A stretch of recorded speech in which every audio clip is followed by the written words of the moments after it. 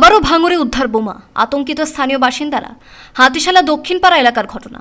স্থানীয় একটি বাঁশবাগান থেকে ব্যাগ ভর্তি বোমা উদ্ধারের ঘটনায় চাঞ্চল্য ছড়িয়েছে। স্থানীয় বাসিন্দারা সন্দেহজনক বস্তু দেখতে পেয়ে সঙ্গে সঙ্গে খবর দেন পুলিশকে।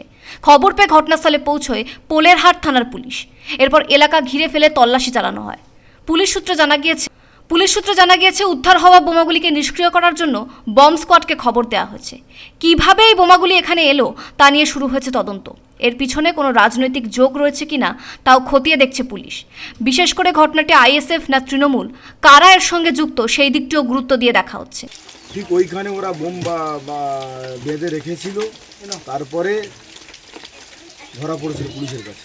আমরা এলাকার মানুষ খবর দিয়েছে, ও ধরা পড়েছে। আবার ঠিক বিধানসভা নির্বাচন সম্মুখে, সেই নির্বাচনের সামনে আবার এলাকা উত্তপ্ত করার জন্য ওরা আবার ওইখানে বোম বাঁধা থেকে শুরু করে আবার এলাকার মানুষ যারা চোখে পড়েছে তারা খবর দিয়েছে পুলিশকে। আমরা পুলিশ আসার পরে আমরাও খবর পেলাম। আমি একটা জিনিস আমাদের এই ভাঙড় বিধানসভার বিধায়ক নওশাদ সিদ্দিকীকে প্রশ্ন করতে চাই যে আপনার দলের যারা প্রতিনিধি আছে এই বুথে, আপনি তাদেরকে বলুন না যে 5 বছর কি উন্নয়ন করছে, এই উন্নয়নকে সামনে রেখে ভোট চাইতে কেন এলাকা অশান্তি করতে হবে। এই বুথের সদস্য আমাদের মনিরুল সাপুই এই এলাকায় যেভাবে উন্নয়ন করেছেন, আপনারা উন্নয়ন নিয়ে বাড়ি বাড়ি পৌঁছান, ভোট চান না। তাহলে যে দল উন্নয়ন করে সেই দল ভোটে জিতুক। আপনারা কেন এলাকা অশান্তি করার চেষ্টা করছেন?